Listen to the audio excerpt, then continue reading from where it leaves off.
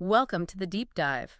We're here to explore, well, some really fascinating corners of mathematics. That's right, especially for those of you diving into number theory. Exactly. And if you are, you've probably come across the Online Encyclopedia of Integer Sequences, the OEIS. Oh, absolutely. An indispensable resource, a real roadmap, like you said. So today we thought we'd zoom in on one sequence, kind of a fundamental one actually, OEIS sequence A000195.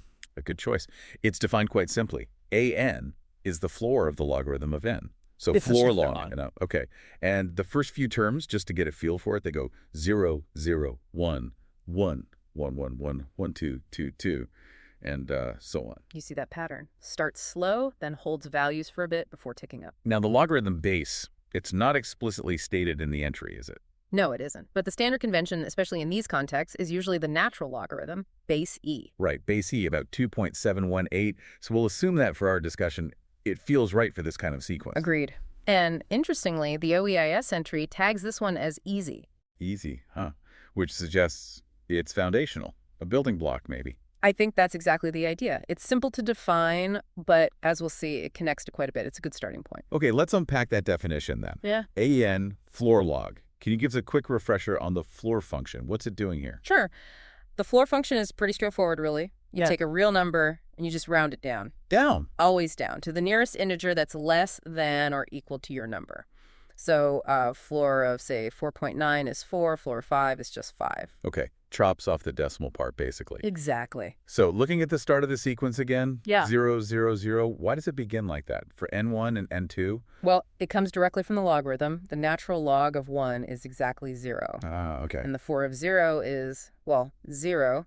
Then for ending 2, the natural log is about 0.693. Still less than 1. Right. So the floor function rounds it down to 0 again. It's only when we get to NE3 that it changes. Precisely. Log 3 is about 1.098. Yeah. So its floor is 1. That's Yeah. the first time it hits 1. Got it. And then it stays at 1 for a while. Looking at the terms. 3, 4, 5, 6, 7, all give 1. Correct. Log 7 is roughly 1.946, still floors to 1. So the jump to 2 must happen at N8. That's the one. Log 8 is about 2.079. Floor that, you get 2. And this pattern, it continues, right? How is it connected to the base E? It's directly tied to powers of e. The sequence value becomes k when n is roughly between e and ek plus 1. Oh, okay. Is 1 roughly between E0, which is 1 and E1, at about 2.718, hence N1, 2. Right. It's 1 between roughly E1 and E2, which is about 7.389. So that covers N and 3 up to 7. And then 2 kicks in around E2, which is why N8 starts the value 2. Exactly. The floor function makes those boundaries integers, but the underlying engine is the powers of e. That clarifies the growth pattern really well. Now, the OEIS page mentions connections to other sequences. It says A000195 is A004233 N1 for N1. Yes, that's an interesting link. A004233 is related to the number of digits of n when written in base e. Kind of an unusual base, but Base E digits, how does that work? think about base 10 digits relating to powers of 10. Base e digits relate to powers of e. The floor of the base e logarithm basically tells you the exponent of the highest power of e needed, which is related to the number of digits. So E004233 is essentially floor log n plus 1 if you adjust slightly. So our sequence, floor log n, is just 1 less than that number of E digits count for N1. Pretty much, yeah. Yeah. It highlights that link between logarithms and the size of a number in a given base. Very neat. And it also cross-references A000193 and A000193 and A000523. Exactly. A000193, that one's about the number of prime factors of n counted with multiplicity. Omega, often called. Okay, that connection seems less obvious. It does seem more subtle, yeah. The OEIS doesn't spell it out. But these cross-references are like clues. They suggest that this sequence pops up maybe in contexts where both the magnitude, related to log n, and the multiplicative structure, the prime factors, are important.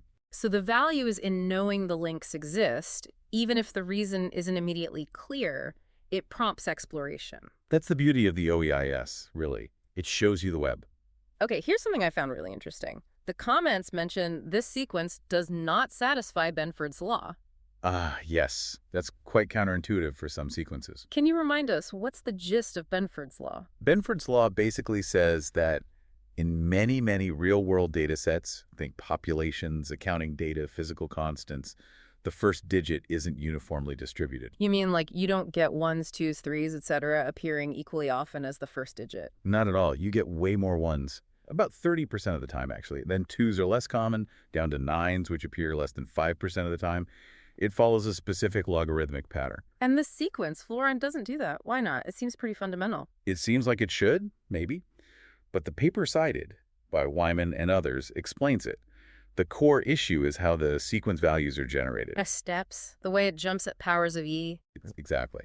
Benford's law tends to work for data spanning many orders of magnitude, where the generation process is sort of logarithmically smooth, you might say, or random in a certain way. But the sequence isn't smooth like that. No.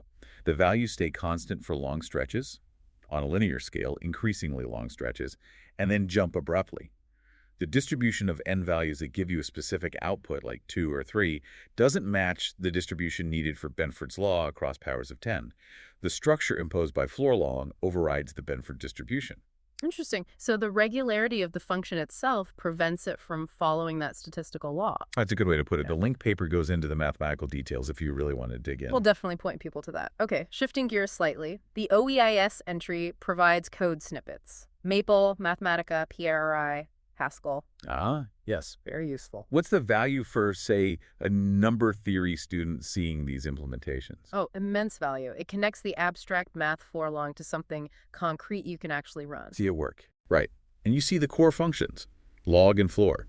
It shows how directly the definition translates to code. It encourages experimentation. You can generate terms, test things, maybe use it in your own explorations. It makes the math tangible. Yeah, I can see that. And speaking of exploration, there's that conjecture listed from Joseph Shemia, August 2024. The one with the slightly complex formula. Floor, 3n2. 3n2, 1. That's the one. Checked up to n equals 106, it says, what does finding a conjecture like this tell us? It tells us math is alive. A conjecture is. Well, it's an educated guess. It's a pattern someone observed that seems to hold true, based on a lot of computation in this case. But not proven. Not proven rigorously, no. That's the key. The fact that this different-looking formula matches floor log for 1 million terms is really striking.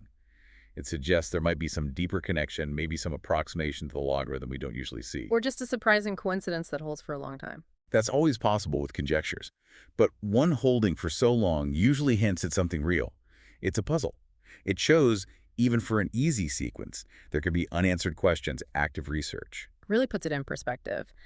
Quickly, the entry also notes the offset is 1, 8, and NJ Sloan is the author. The offset 1, that just means the first term is for N1, right? Correct. The list starts at a 1. The 8 might indicate maybe where the sequence starts exhibiting a certain behavior more clearly, or just another index point of interest. Sometimes multiple offsets are given. And Sloan, of course, the founder. The founder and curator. His name is on countless entries, foundational ones especially. And finally, there's that list of related and adjacent sequences, A00000193, A000194, A00000196. Yes, that context is crucial in the OEIS. What's the benefit of clicking through those? It helps you understand the neighborhood. You see variations like nearest integer versus floor, related concepts like base E digits, or simply what sequences have similar growth rates or definitions. It stops you seeing the sequence in isolation. It encourages you to see the connections, the bigger mathematical landscape. Right, it builds a map in your head. Exactly. So, wrapping up our look at A000195, it seems simple, floor long, but there's quite a bit packed in there. There really is. That initial slow start, the steps tied to powers of E, the link to base E digits. The unexpected deviation from Benford's law, the easy computation, and even an open conjecture.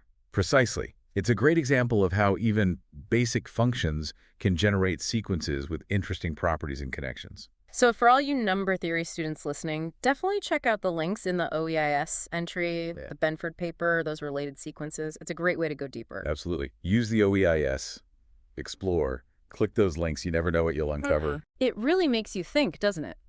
If this easy sequence, based on the logarithm, has all this hidden depth and these surprising traits, what other fundamental functions out there, when you turn them into integer sequences, might be hiding equally unexpected behaviors or connections? That's the question, isn't it?